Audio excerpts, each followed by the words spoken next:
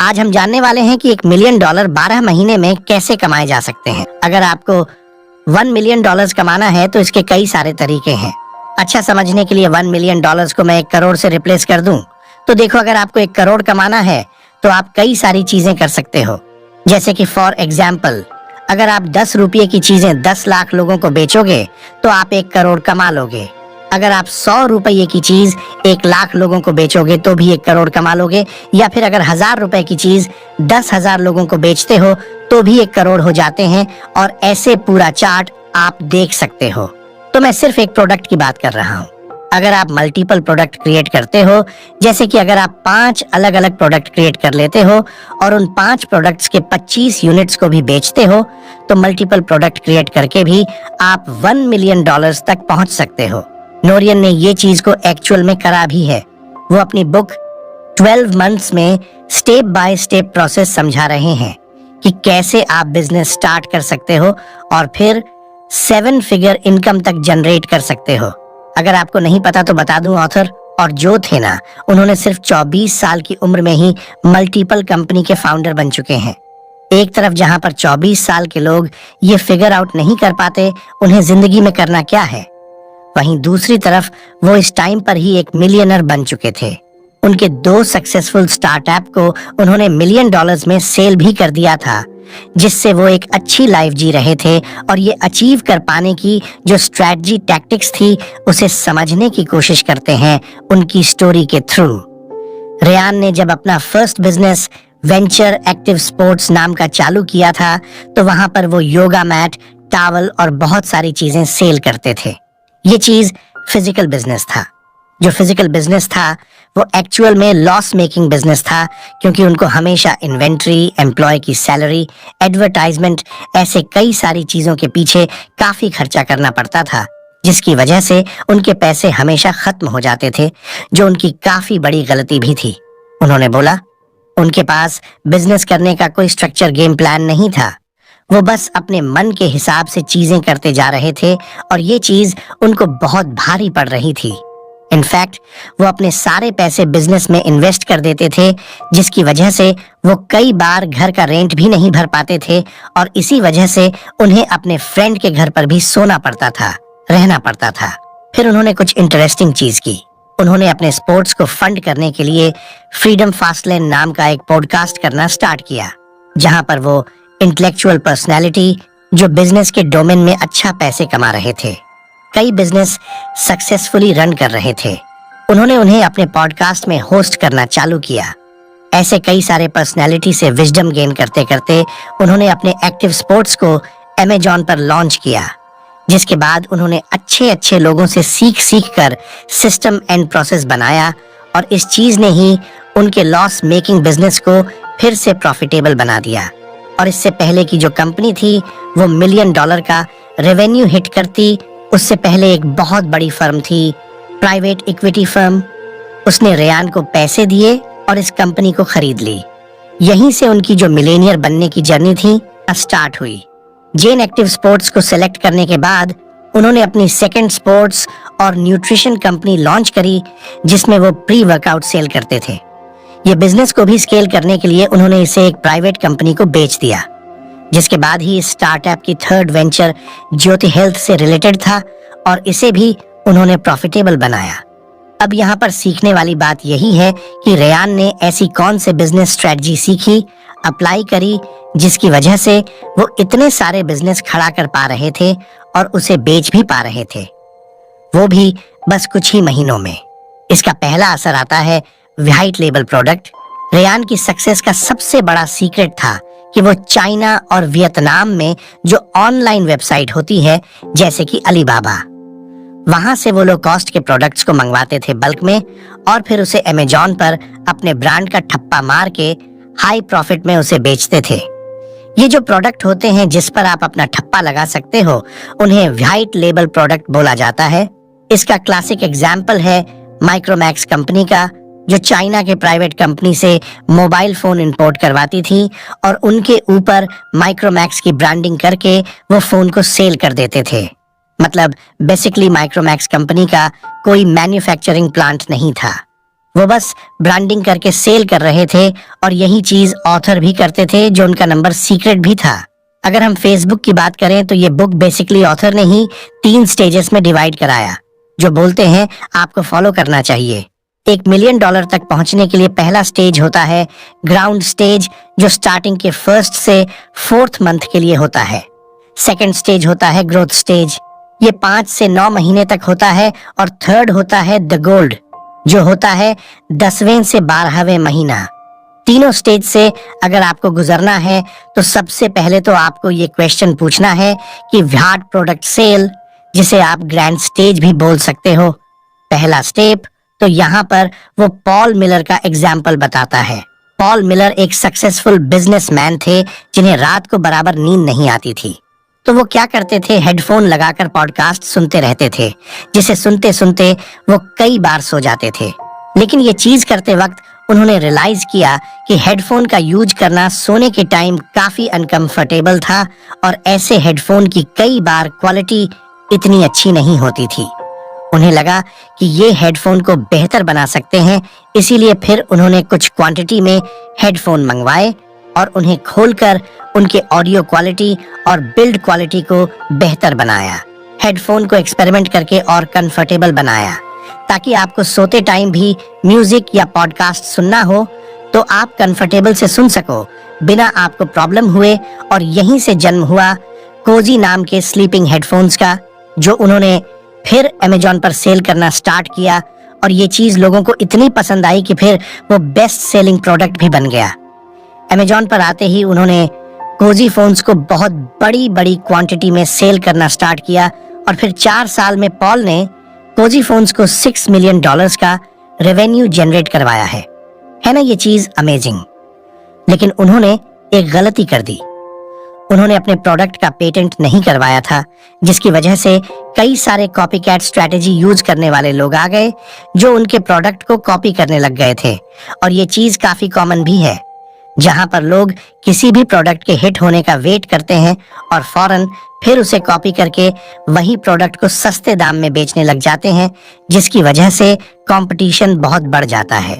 ये चीज को बीट करने के लिए पॉल ने पता है क्या किया, उन्होंने यहाँ वहां पर ज्यादा फोकस करने के बजाय उन्होंने बोला कि मैं सिर्फ अपने प्रोडक्ट को और बेहतर बनाने पर ध्यान दूंगा, जहां पर वो बेस्ट से बेस्ट अपना प्रोडक्ट देंगे और कस्टमर को बेस्ट से बेस्ट सर्विस देंगे। और इसी एजेंडा के साथ वो आगे बढ़ते रहे। उन्हें पता था अगर वो अपने प्रोडक्ट्स को बेहतर बनाते रहेंगे तो आसानी से अपने कॉम्पिटिटर को बीट कर देंगे। उनके अच्छे रिव्यूज की वजह से ही उन्होंने स्टार्टिंग में काफी ग्राइंड किया अपने प्रोडक्ट को अच्छा विनिंग प्रोडक्ट बनाने के लिए, जिस चीज ने उन्हें $1 मिलियन कमा कर दी। और ऐसा ही कुछ आपको भी स्टार्टिंग में करना पड़ेगा। यहाँ पर आप देखो कि कौन सा प्रोडक्ट आप बना सकते हो, ऐसी कौन सी मार्केट में नीड है जो आप खुद से मेहनत करके फुलफिल कर सकते हो, लोगों की जरूरतें पूरी कर सकते हो, उसके ऊपर ग्राइंड करो।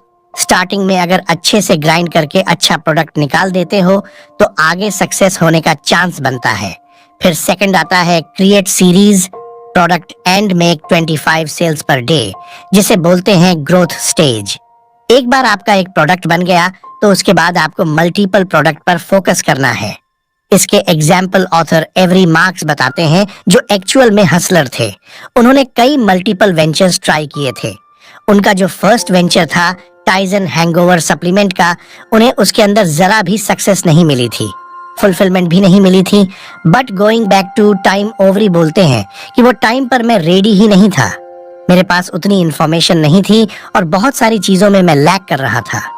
जबकि वो फेलियर ने भी मुझे बहुत कुछ चीजें सिखाई, जैसे कि 3 इंपॉर्टेंट चीजें जो मैंने सीखी अपने फेलियर से। अपने प्रोडक्ट के हिट न होने से नंबर 1 प्रोडक्ट क्रिएट कैसे किया जाता है, सेकंड उसे सेल कैसे किया जा सकता है, और थर्ड उसका एडवर्टाइजिंग कैसे की जाती है। ये पूरे प्रोसेस में उन्होंने बहुत सारे लोगों से नेटवर्क भी करा और नेटवर्क करते करते उनकी मुलाकात पॉडकास्ट जोई रोगन से हुई। जोई ने ओवेरी को अपने पॉडकास्ट में इनवाइट किया और बातों ही बातों ओवरी ने अपने टॉयज के प्रोडक्ट को प्रमोट कर दिया। जैसे ही जोई ने उन्हें पूछा कि व्हाट आई इनटू, ओवरी ने कहा आई एम इनटू न्यूट्रॉपिक्स। नूट्रॉपिक्स बेसिकली एक सप्लीमेंट है जो आपके brain power, memory, motivation, focus को बूस्ट करता है। पॉडकास्ट में ओवेरी ने कहा कि मैं पूरे वर्ल्ड में सबसे बेस्ट नूट्रॉपिक्स बना सकता हूं और ये बनाकर भी दिखाऊंगा। तो उसी टाइम पर जोई ने भी ओवेरी से प्रॉमिस लिया कि आप अपना बेस्ट न्यूट्रॉपिक सप्लीमेंट बनाकर दिखाओ। इसके बाद ब्रेन ने बहुत सारी रिसर्च करी, एक्सपेरिमेंट करी और एक बेस्ट प्रोडक्ट बना भी दिया। और प्रोडक्ट बनाने के बाद उसे उन्होंने जोई रोगन को टेस्ट करने के लिए दिया। जोई ने जब उसे ट्राई किया तो उन्हें काफी पसंद भी आया। इसलिए फिर उन्होंने ओवेरी के साथ पार्टनरशिप करने का डिसीजन लिया और वो अपने इस सप्लीमेंट को फिर अपने मिलियन फॉलोअर्स के सामने लेकर आने लग गए, जिसके बाद वो प्रोडक्ट धड़ाधड़ बिकने लग गया। इस प्रोडक्ट का नाम था अल्फा ब्रेन, जो सेल्स थे। फिर स्काई ऑर्डर होने लग गए। इतना ज्यादा ऑर्डर होने लग गया कि उनके पास इन्वेंटरी ही नहीं बची। और इसके बाद फिर उन्होंने अपना दूसरा प्रोडक्ट लॉन्च किया। ये जो दूसरा प्रोडक्ट था वो रिलेटेड मूड था और इस प्रोडक्ट का नाम उन्होंने रखा न्यू मूड, जो बेसिकली आपका मूड इंप्रूव करने के लिए हेल्प कर सकता है आपको। और यहीं से शुरुआत हुई ऑनिड नाम की कंपनी की, जिसके अंदर मल्टीपल प्रोडक्ट को सेल करके $1 मिलियन कमा रहे हैं। ऐसी सेकंड स्टेज में एक बार जब आपको समझ में आ जाता है कि एक प्रोडक्ट कितना हिट हो सकता है, तो ऐसे आप मल्टीपल प्रोडक्ट क्रिएट करना स्टार्ट करो। उसी निच से रिलेटेड या उससे अलग भी चलेगा। बस अगर आपके पास मल्टीपल प्रोडक्ट है जिसे आप सेल करोगे तो सारे कंबाइन करके आपको काफी अच्छा रेवेन्यू दे सकते हैं। ये इन चीजों पर आपको फोकस करना है 5वें से 9वें महीने तक। और फिर आता है लास्ट स्टेज, जिसे बोलते हैं गोल्ड स्टेज, जहां पर आप यूज कर सकते हो एडवर्टाइजमेंट का। इस स्टेज पर आपका मैक्सिमम फोकस प्रोडक्ट को एडवर्टाइज और मार्केट करने में होना चाहिए। इस स्टेज में आपको गूगल, फेसबुक एड्स या किसी इन्फ्लुएंसर को पे करके अपने प्रोडक्ट को जितना हो सकता है उतना प्रमोट करवाना चाहिए, ताकि उसकी अच्छे से अच्छी मार्केटिंग हो सके और वो मिलियंस कस्टमर्स तक रीच कर सके। यहाँ पर आपकी क्रेडिबिलिटी भी स्टैब्लिश हो जाती है। ये प्रोसेस आपको कॉस्टली लगेगा। इस प्रोसेस में आपको कांस्टेंट रीइन्वेस्ट करना पड़ेगा, ताकि आप उसे बड़े स्केल पर लेकर जा सको और ज्यादा पैसे कमा सको।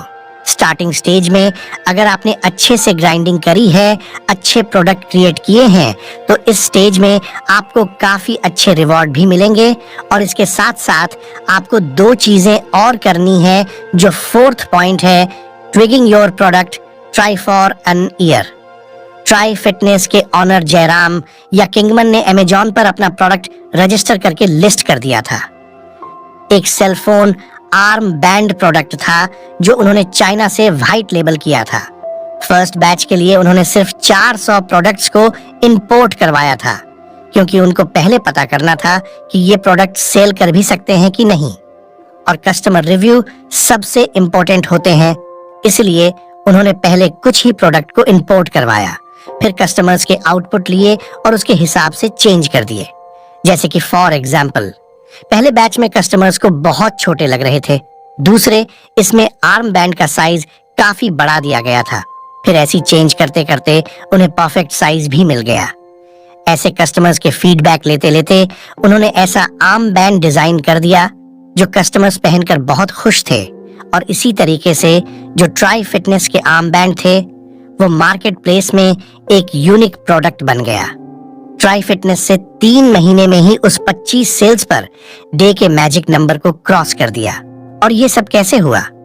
जस्ट बिकॉज उन्होंने अपने पार्टनर के साथ बहुत सारे एक्सपेरिमेंट कर अपने प्रोडक्ट्स को इंप्रूव कराया और साल के एंड में अपने कॉम्पिटिटर्स के कंपैरिजन में 4% पॉजिटिव रिव्यू ले लिए, जिसने कई बार सारा गेम बदल दिया। और लास्ट पॉइंट आता है ऑथर सीक्रेट।